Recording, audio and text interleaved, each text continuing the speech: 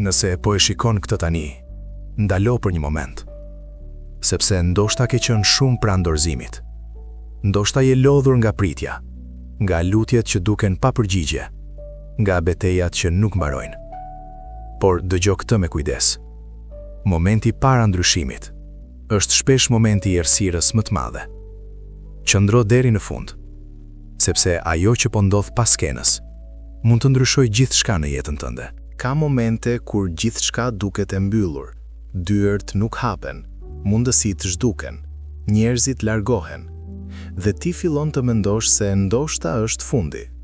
Por historia ka treguar se Zoti shpesh vepron pikërisht kur gjithçka duket e pamundur. Edhe Lazari ishte 4 ditë në varr, për të gjithë të tjerët ishte vonë.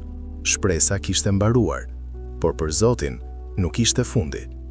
Ndoshta situata jote duket e pajetë, ndoshta ëndra jote duket e varrosur, por ajo që duket e mbyllur për njerëzit është e hapur për qiellin. Mos e mat fuqinë e Zotit me kohën tënde, sepse mrekullitë shpesh ndodhin kur askush nuk i pret më. Një nga momentet më të vështira nuk është dhimbja, por pritja.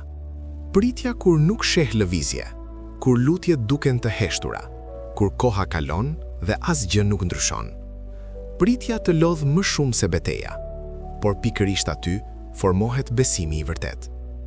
Edhe Abrahami priti vite për premtimin që ju dha. Çdo vit që kalonte dukej si vonesë, por ajo që dukej si heshtje ishte përgatitje. Zoti nuk vonon pa arsye.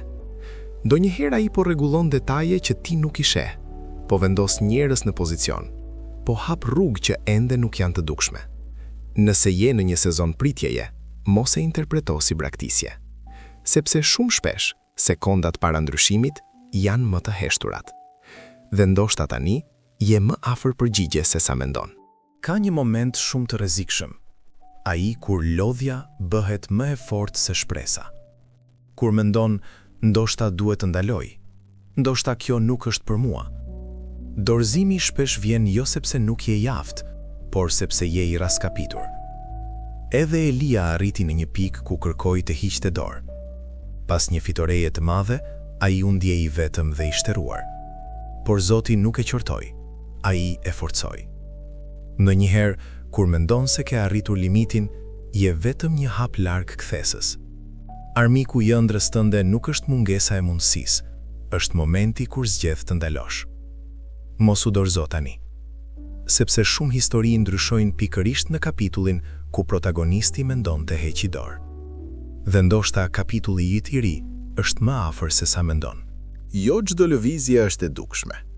Ka momente kur ti nuk sheh asgjë duke ndryshuar, por në të vërtetë gjithçka po organizohet në heshtje.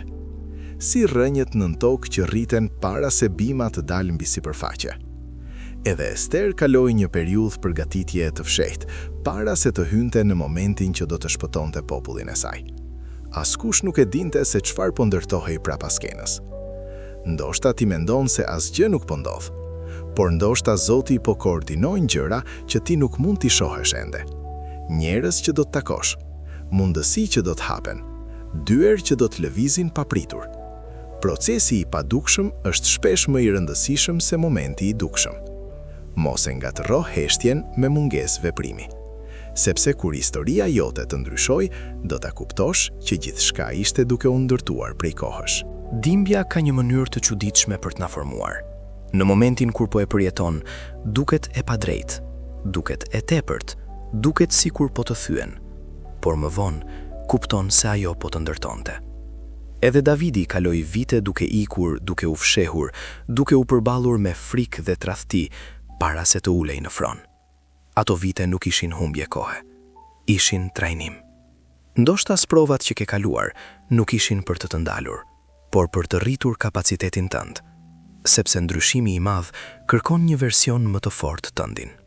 Presioni krijon qëndrueshmëri, humbja krijon përulësi, lufta krijon karakter.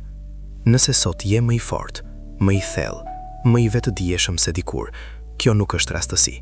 Dhimbja jote ka pasur një funksion. Dhe ndoshta, pikërisht tani, je gati për atë që më parë nuk do ta përballoje dot. Ka një moment në çdo histori kur gjithçka ndryshon brenda një dite. një telefonat, një mundësi, një takim i papritur. Dhe ajo që dukeje pamundur për vite, lëviz në sekonda. Edhe Jozefi kaloi nga burgu në pallat brenda një dite, vite pritjeje, vite padrejtësie, dhe pastaj një kthese menjëhershme. Kjo është mënyra si vepron Zoti ndonjëherë. Ai nuk ka nevojë për shumë kohë për të ndryshuar një situatë. Kur momenti vjen, gjithçka përshpejtohet. Ndoshta tani je në ditët e fundit para kthesës. Mos u dorëzo pikërisht para derës që po hapet. Sepse ndryshimi i madh shpesh nuk paralajmëron me zhurmë. Ai vjen papritur, por transformon gjithçka. Ka një çast kur gjithçka bëhet e qartë. Kur e kupton pse ndodhi ajo që ndodhi. Pse u mbyllën disa dyer, pse disa njerëz u larguan. Është momenti kur kupton se historia nuk po të shkatronte, po të drejtonte. Edhe Jozefi, kur u përball me vëllezërit e tij pas viteve tradhtie, tha diçka të fuqishme. Ajo që ishte menduar për të keq, u përdor për të mirë. Ky është zbulimi. Jo çdo plagë ishte për të të lënduar, disa ishin për të të pozicionuar. Ndoshta ende nuk e sheh pamjen e plot, por kur ajo të shfaqet, do ta kuptosh që asgjë nuk ishte rastësi. Zoti nuk humbet kapituj, ai i përdor të gjithë. Dhe momenti yt i zbulimit mund të jetë më afër se sa mendon.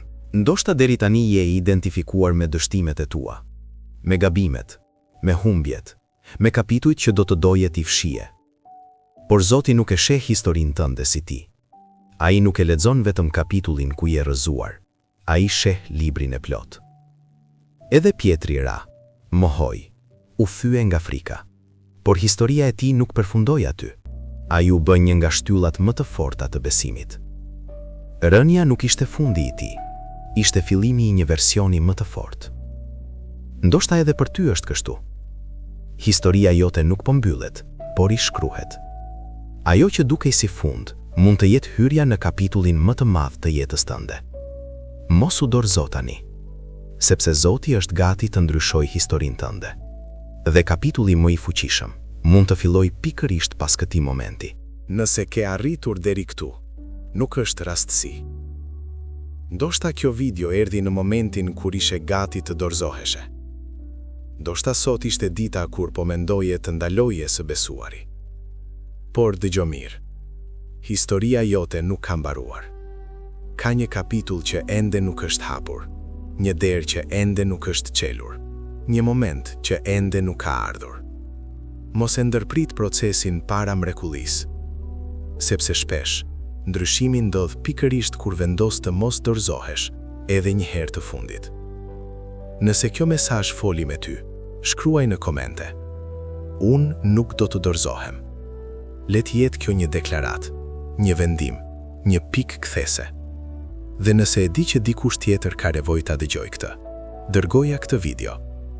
Ndoshta Zoti po përdor ty për të ndryshuar historinë e dikujt tjetër. Mos u dorëzo tani, sepse ajo që po vjen është më e madhe se ajo që kalove. Çdo histori ka një moment kthese, një pikë ku personazhi nuk është më ai që ishte në fillim. Shiko veten, ti nuk je më ai person që ishe para gjithë këtyre betejave. Ke kaluar në përdhimbje, pritje, heshtje, por ende je këtu. Dhe kjo do të thotë diçka. Edhe Mojsiu kaloi vite në shkretëtir para se të hynte në misionin e tij të madh. Ajo periudhë nuk ishte fundi i tij, ishte përgatitja. Ndoshta vitet e tua të vështira ishin faza e shkretëtirës, por tani kapitulli i ri po fillon. Jo sepse gjithçka është perfekte, por sepse ti je gati. Gati të mendosh ndryshe, gati të besosh më thellë, gati të mos dorëzohesh më. Historia jote nuk do të mbahet mend për momentin kur pothuaj se u dorëzove, por për momentin kur vendose të vazhdosh. Dhe ndoshta pikërisht sot është dita kur gjithçka fillon të ndryshojë. Mos u dorëzo tani. Kapitulli yt i ri fillon këtu.